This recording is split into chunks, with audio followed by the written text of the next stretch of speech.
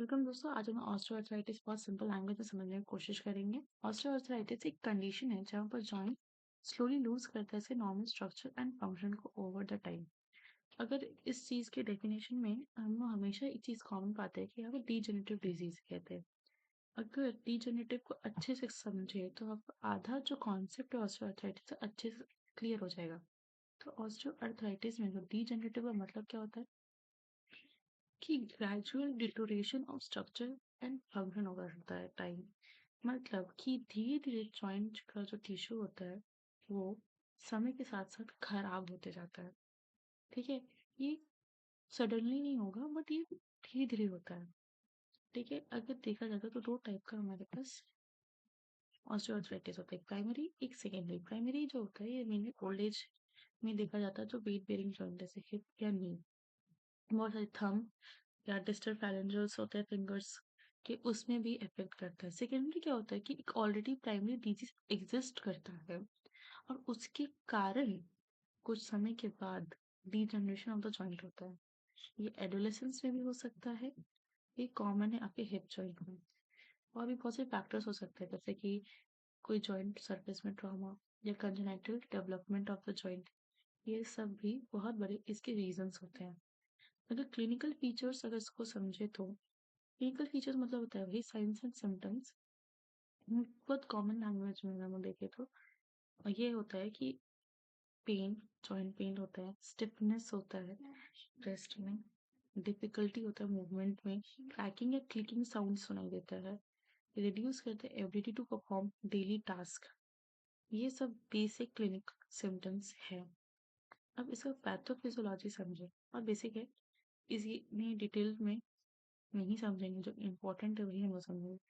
Pathophysiology जो osteoarthritis का होता है, मतलब कि पैथोफिजियोलॉजी मतलब बहुत लोग नहीं समझ पाते हैं। अगर उसको इजी लैंग्वेज में समझाए तो पैथोफिजियोलॉजी मतलब बॉडी के अंदर डिजीज कैसे डेवलप होती है उसके बारे में बात किया जाता है और कैसे काम बिगड़ता है। तो ऑस्टियोआर्थराइटिस जो होता है वो डेवलप होता है क्योंकि लॉन्ग टाइम स्ट्रेस पड़ता है ओवर द टाइम उसी जॉइंट स्ट्रक्चर में, जिसके कारण क्या होता है वो लूज करता रहता है अपना ability to observe the load and move करता है स्मूथली। एज ये these ग्रेजुअल चेंजेस होता है तो जॉइंट बिकम लेस फ्लेक्सिबल और वो धीरे धीरे बहुत पेनफुल हो जाता है और डेली एक्टिविटी में काफी इफेक्ट करता है। अगर डिटेल में समझे तो पहला क्या देखा चेंज देखा जाता है कि जो वाटर कंटेंट जो होता है वो काफी इंक्रीज हो गया है और डिप्लीशन हो जाता है प्रोटीग्लाइकन, जो कार्टिलेज के मैट्रिक्स में प्रेजेंट होता है। वही मैंने बताया कि रिपीटेटिव वेट बेरिंग के कारण एक फिब्रिलेशन अगर करता है। ठीक है, कार्टिलेज जो होता है धीरे धीरे क्या बोलते हैं अपग्रेडेड ग्राइंडिंग मैकेनिज्म में चल जाता है, जैसे कि वापस वापस कांटेक्ट करने के कारण फर्दर रबिंग फ्रिक्शन होता है, जिसके कारण जिसके कारण क्या बोलते हैं जो हार्ड सरफेस है काफी ग्लॉसी हो जाता है, स्मूथ चिकना हो जाता है बहुत वर्स्ट केस में। तो ये जो और ये कार्टिलेज टूट के ये सनेबल इन्फ्लेमेशन भी करता है और थिकनिंग ऑफ कैप्सूल हो जाता है, जैसे कि डिफॉर्मिटी और स्टिफनेस ऑफ द जॉइंट्स हो जाता है।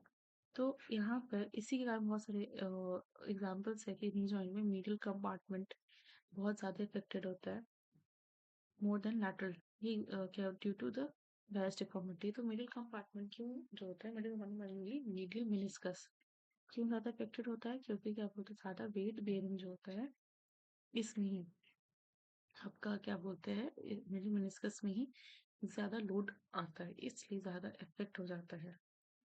अब अगर डायग्नोसिस देखें तो इसका इसका क्लिनिकल डिफरेंशिएशन जो होता है कि ऑस्टियोआर्थराइटिस को डिफरेंशिएट कैसे किया जाए इन्फ्लेमेटरी आर्थराइटिस से। तो ऑस्टियोआर्थराइटिस जो होता है नॉन इन्फ्लेमेटरी होता है और रूमेटॉइड आर्थराइटिस जो होता है इन्फ्लेमेटरी होता है। Osteoarthritis stiffness less than 30 minutes तक रहता है और रूमेटॉइड आर्थराइटिस का वही ऑलमोस्ट 1 आवर तक होता है। बहुत कॉमन डायग्नोसिस में अगर इन्वेस्टिगेशन में देखें तो क्या बोलते हैं एक्सरे का फाइंडिंग्स में जॉइंट शेप नायरोइंग होता है, ऑस्टियोफाइट फॉर्मेशन होता है, जॉइंट शेप नोएडा हो जाता है। ऑस्टियोफाइट मतलब कहते हैं बोनी प्रोजेक्शन जो होता है वो आपका क्या बोलते हैं प्रोमिनेंट हो जाता है, छोटा छोटा छोटा हो जाता है। ये सब कॉन्ड्रोस्क्लेरोसिस इसमें कि डेंस बोन जो होता है अंडर आर्टिकुलर स्ट्रक्चर उसमें भी डेवलप हो जाता है। ठीक है। और इसमें रेडियोलॉजी जो होता है सीवियरिटी काफी कोरिलेट नहीं कर पाते कह रहे कितना पेन है। ये सभी बहुत सारा अदर भी टेस्ट है, जैसे सेरोलॉजिकल टेस्ट होता है, जैसे कि जो रूल आउट करता है तुम्हारा कि रूमेटॉइड अर्थराइटिस तो है नहीं। रूमेटॉइड अर्थराइटिस में हम एक अलग वीडियो लेकर आएंगे जिसे अच्छे से समझ पाए। जैसे सीरम यूरिक एसिड भी होता है, इसमें कीमोगॉट डिजीज है, वो भी जॉइंट रिलेटेड डिजीज होता है, उसको हम रूल आउट करने में काम करते हैं। अगर इसमें हम समझें कि फिजियोथेरेपिस्ट का क्या रोल है, तो फिजियोथेरेपिस्ट इसमें ये कि वो पेन रिडक्शन इम्प्रूव करता है, जॉइंट मोबिलिटी को स्ट्रेटनिंग करता है, सराउंडिंग मसल्स को, और इम्प्रूव करता है फंक्शनल इंडिपेंडेंस को।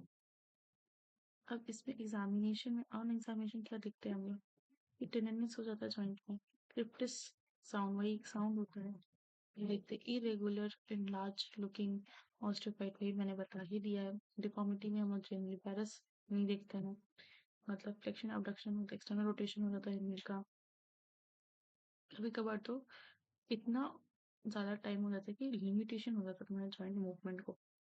बहुत सारे कॉर्टिकस फेमोरिस मसल्स भी काफी इसमें इफेक्ट हो जाते हैं। तो ये बेसिकली अगर हम देखें तो इसका ये सब होता है। अब अगर हम लोग इसमें समझे कि इसको मैनेज कैसे किया जाता है, ऑस्टियोआर्थराइटिस का जो ट्रीटमेंट प्रोसेस है ये कम्प्लीटली क्योर तो नहीं हो सकता, बट ये मैनेज किया जा सकता है इफेक्टिवली। मैनेजमेंट कैसे कि मैनेजमेंट फोकस करता है आपका रिड्यूसिंग पेन या इम्प्रूविंग मूवमेंट और मेंटेनिंग इंडिपेंडेंस। लाइफस्टाइल मॉडिफिकेशन कर सकते हैं हम लोग, regular physical activity, weight management, ये सब हम लोग टेक्निक्स है जिसके कारण इस चीज़ को हम कर सकते हैं। और बाकी इससे पहले ट्रीटमेंट जो होता है बहुत से ड्रग्स होते हैं, जैसे कि एनालिसिस ड्रग, जिसका मेन पर्पस ही होता है कि सप्रेस करे पेन को। ट्रायल डिफरेंशियल ड्रग भी अभी प्रेजेंट है जो पेशेंट को लॉन्ग एक्टिंग फॉर्मेशन प्रेफर करता है। कॉन्ट्रोप्रोडक्टिव जो होता है एजेंट जो such as glucosamine and chondroitin sulphate जो इंट्रोड्यूस किया गया है, जो क्लीन करते हैं एजेंट्स को, जो क्या बोलते हैं रिपेयर करने में हेल्प करते हैं कार्टिल जो डैमेज कार्टिलेज, ये सब भी ड्रग्स लिया जाता है। इस चीज़ को आप ध्यान में देखिएगा। तो दिस रोल ऑफ डिजीज जो होता है मॉडिफाई करता है इसमें। बहुत सारे सप्लीमेंट्स भी है जैसे कि सपोर्टिव थेरेपी, जैसे कि हमें कोई यूजफुल हार्मलेस ट्रीटमेंट ना ले, मतलब ग्रेटिफाइंग अगर जैसे wait reduction, avoid stress, local heat, avoid heat करना, रिलीफ सिम्टम्स, एक्सरसाइज जैसे कि आपका बिल्डिंग एक्सरसाइज से क्या होगा, मसल बिल्डिंग होगा, जॉइंट में स्टेबिलिटी आएगा। फिर क्या बोलते हैं वेट रिडक्शन जो होता है इन ओबीस पर्सन ये बहुत इंपॉर्टेंट है। Stress daily daily activity avoid करना है, जैसे कि हम लोग जो भी ऑस्टियोआर्थराइटिस पेशेंट होते हैं इनको अवॉइड करने बोलते हैं, जैसे कि वो स्टैंडिंग रनिंग ये सब अवॉइड करे, क्रॉस लेग ना बैठे, स्क्वाटिंग ना करे। जैसे वर्सकुलर सप्लीमेंट्स भी होते हैं बहुत सारे, सोडियम हाइल्यूरोन इंट्रोड्यूस किया जाता है जिसको वीकली नी में इंजेक्ट किया जाता है, जो क्या बोलते हैं इम्प्रूव करता है कार्टिलेज फंक्शंस को, और कॉन्ड्रो प्रोटेक्टिव कार्टिलेज को प्रोटेक्ट करता है। बहुत सारे सर्जिकल ट्रीटमेंट भी है, ऑस्टियोटोमी, जॉइंट रिप्लेसमेंट भी होता है बहुत बार, जॉइंट इम्बेडमेंट भी होता है। आज काफी इतना पॉपुलर नहीं है, पहले डिवेलपमेंट होता है, सॉरी पॉपुलर नहीं बट ये होता है। फिर उसके बाद आर्थ्रोस्कोपिक प्रोसीजर भी होता है, जैसे कि लूज बॉडी या डिजेनरेटिव मेनिस्कस टीयर्स को हम रिमूव करते हैं, और ये such procedure become popular because of their invasive structure, इसलिए काफी क्या बोलते हैं इम्प्रूव किया जा सकता है।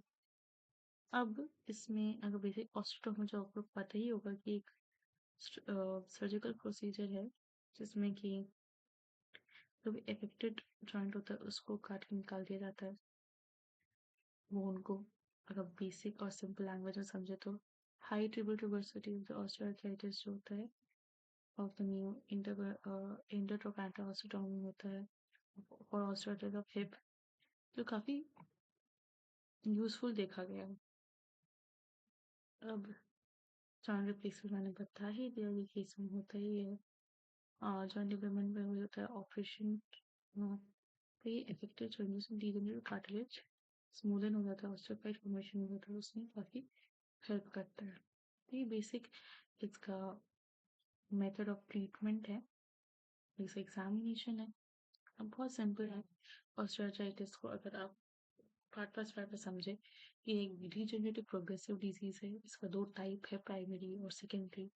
इसके पैथोफिजियोलॉजी बहुत सिंपल सा है कि वाटर कंटेंट इंक्रीज हो जाता है, प्रोटीओग्लाइकन जो प्रेजेंट होता है कार्टिलेज मैटर में कम हो जाता है, फिर रिपीटेटिव वेट बेरिंग के कारण फिब्रिलेशन हो जाता है, जिसके कारण रबिंग फ्रिक्शन के कारण जो पार्ट होता है वो ग्लॉसी हार्ड एंड ग्लॉसी हो जाता है, फिर इसी के कारण सेल में इन्फ्लेमेशन हो जाता है, नी जॉइंट कंपार्टमेंट में मेनली मीडियल कंपार्टमेंट इफेक्ट होता है। वेट बेरिंग जॉइंट के कारण क्लिनिकल फीचर्स भी इसके वही हैं कि पेन होता है, स्टिफनेस होता है, क्या बोलते हैं रेस्ट में डिफिकल्टी होता है, मूवमेंट में क्रैकिंग क्लिकिंग साउंड होता है, जो हम बात की क्रिप्टिस के बारे में। ये रिड्यूस करते हैं ability to perform daily task.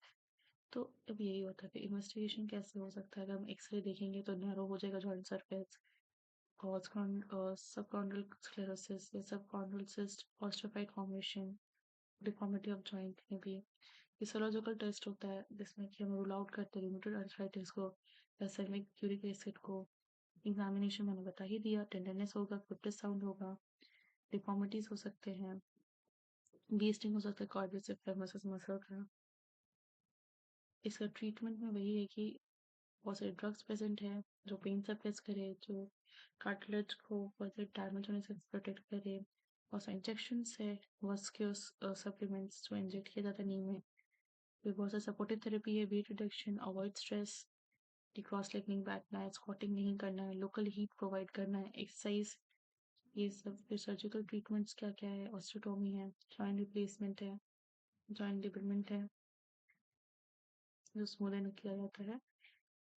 फिर उसके बाद इसमें आर्थ्रोस्कोपिक प्रोसीजर है, जिसमें कि लूज बॉडी रीजन के जो होता है मीन्स के उसको टीयर आउट किया जाता है। सच प्रोसीजर बहुत पॉपुलर बन जाता है क्योंकि लेस इन्वेसिव इन नेचर है। तो ऑस्टियोआर्थराइटिस बेसिकली बहुत सिंपल लैंग्वेज में मैंने आपको समझाया। इसके लिए मैं ये बुक जो रेफर की हूँ महेश्वरी है, उसको अच्छे से अगर पढ़िएगा तो आपको और अच्छे तरीके से समझ में आ जाएगा।